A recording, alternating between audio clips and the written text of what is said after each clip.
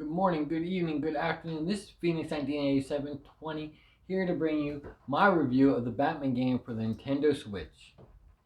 So if you like my videos, hit the like and share this with all your friends.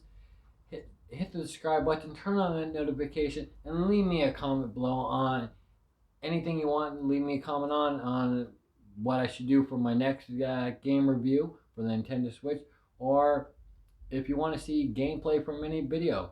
But for now, I'm going to be talking about the Batman game that's on the Nintendo Switch. But I'm actually going to be talking about two Batman games just because the way it works. I know that these two are not the only Batman games on it, but I kind of not include the DC Universe Online because I don't find that that's a true Batman game, as the Telltale series are two good games, but you have to put them together because they're done as season one, season two, with 5 episodes on each game. And first, I'm going to talk about the graphics on this game. The graphics for these games are the opposite of the Arkham series games. They are pretty much straight comic book style graphics that pop out with vivid colors, rough edge, and as you can see here, that this would be look like that it was a comic book clip from a comic book. And we all know that Batman is a comic book character, so why not give us a true comic book video game? Which they don't really do that often. And I wish they would do more of that. The graphics on it, I really enjoyed. I really enjoyed the graphics for this game personally because again, I'm not about a person about graphics. The graphics don't really bother me as much. But if you're a type that really love the Arkham series games, then this might not live up to your par for graphic wise.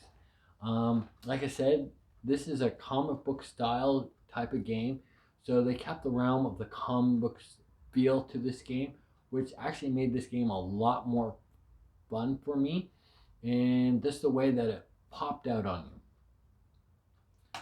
Now, gameplay. Gameplay for this game was very interesting. Like I said, this is episode style game. So you got 5 episodes per game. It gives you a total of 10. And how you proceed through this game is how the episodes length of the each episode was. So you had to make choices depending on what choices you made and how you made the choices, handled the choices, gave you the length of each episode. So you could have made really crappy choices, and your episode is going to be a lot smaller. Versus if you made really well choices throughout the game, it made your gameplay longer. Each episode, in my opinion, were roughly between 45 minutes to 2 hours long, depending on you, the gamer, on how you handled the situation of your choices. And they give you a lot of different choices how to proceed. Some choices were life and death choices. Some choices were just how you're going to handle. But the gameplay for this, you got to play as either Bruce Wayne for half the game or Batman for half the game. It wasn't just one or the other. It was half and half because they made you feel like I said, this comic book style. So Bruce Wayne is Batman's alter ego. So it showed sides of being living the billionaire Bruce Wayne, and it also showed the side of being Batman, the Dark Knight. Um, for me, what stuck out the most is they made both Batman and Bruce Wayne collide perfectly. It wasn't one character overpowering the other, even though they're the same person. But they just had it nice, and the flow of it, the characters were nice for the characters you played, Batman and Bruce Wayne. Um, you had a lot of detective work in this as both Batman and Bruce Wayne. It wasn't no beat 'em up like the Arkham games were or any of the past games. Yes, there was you had to fight bad guys and whatnot, but it was more of the comic book style where like you guys remember like the Goosebump books where you read a page and you had to make a choice at the end of the page and you had to flip through the page.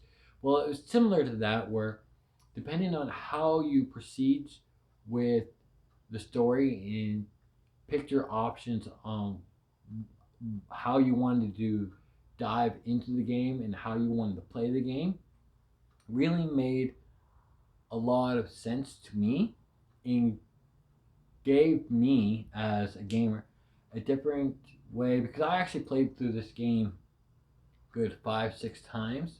Actually, both of them 5, 6 times to see the different outcomes if I picked different answers and see how the story was played.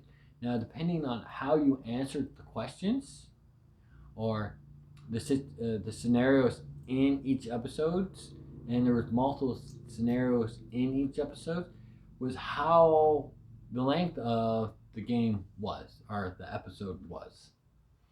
Um, so I thought it stood really out, and the detective work that you have to put behind your character, not only as Batman, the world's greatest detective, but as Bruce Wayne as well. And choices had to be made, sacrifices had to be made. If you had to make a sacrifice as Batman or if you had to make a sacrifice as Bruce Wayne, sacrifices had to be made just so you could see the greatest potential of these stories. Now, the controls for these games. The controls for the game is not a beat 'em up game. Yes, you beat up bad guys in this game, but you had to handle it more as like Simon. I won't even say Simon Says because that's wrong. But you could be a sneaky Batman, or you could be a clumsy Batman, and it depends on how you handle each scenario. Like for example, let's say there was a group of guys in a room and you were trying to sneak up on them, but without them noticing you were, you had choices. You could either sneak up on them by hitting the certain commands that came across your screen, and each command made different things. So you can be very sneaky as Batman, or you can be like year one Batman, where you're rough, loud, and not as sneaky. Um, that is a huge play in this game on how you progress within the story and how you handle the controls and everything on what type of Batman you wanted to be, or Bruce Wayne. If you wanted to be the refined Batman and Bruce Wayne, or if you want to be the clumsy Batman, the first year Batman, and the not so caring Bruce Wayne. So it really changed up on how you handled the controls, and the controls were took me a minute or two to figure out what the controls were because I didn't really pay attention to the start of the game, and it should have. But at the same time, it made me see the game different. It made me, okay, these are my options. This is what I want to do. Do I want to be sneaky? Do I want to be loud? Do I want to come in with a bang, or do I want to just hide in the shadows?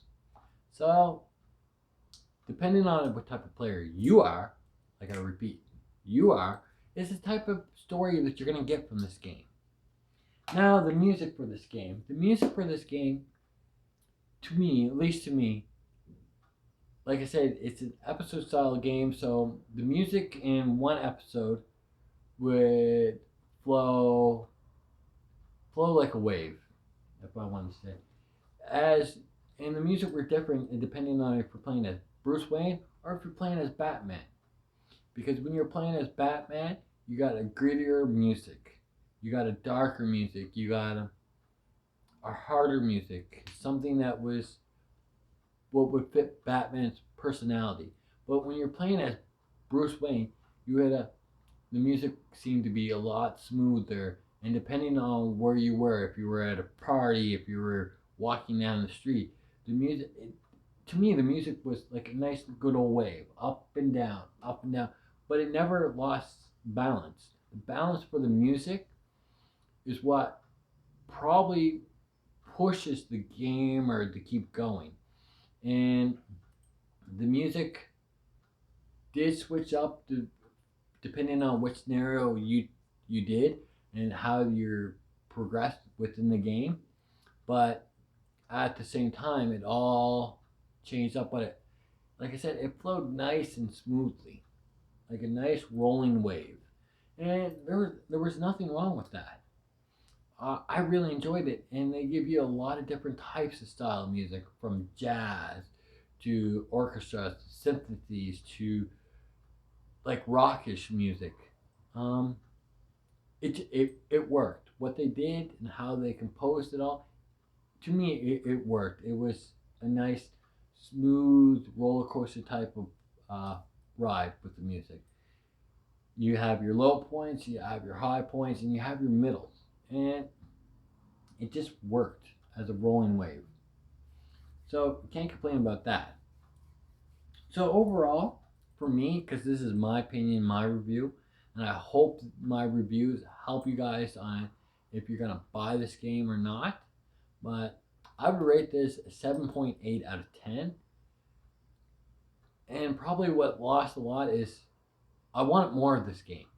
And I wish they would have continued with the series and give us another 5, 10, 15 more episodes, because this could have been a nice long running series. Uh, but due to, I think, finances on the developers and them going bankrupt, I wish somebody would have took the property and continued it. But what I got from this, from game one and game two, was a nice smooth package. It worked. It was fun. It was interesting, and I played this game probably 5, 6 times each game, just to get the different outcomes, different things. And each time you play it, unless you pick the exact same choices, your story was different. Your gameplay, your game length of each level or each episode was different. Um, so, like I said, I give this a 7.8 out of 10. I really hope that you guys like my reviews. So, if you do, hit that like button, share this with all your friends, hit the subscribe button, turn on that notification, and leave a comment below on what Nintendo Switch game you want me to review next, or if you want to see gameplay videos or anything like that. I'm open and willing to accept any of your guys' requests for the Nintendo Switch. Until next time, this is Phoenix 198720 saying good morning, good evening, and good afternoon. Peace.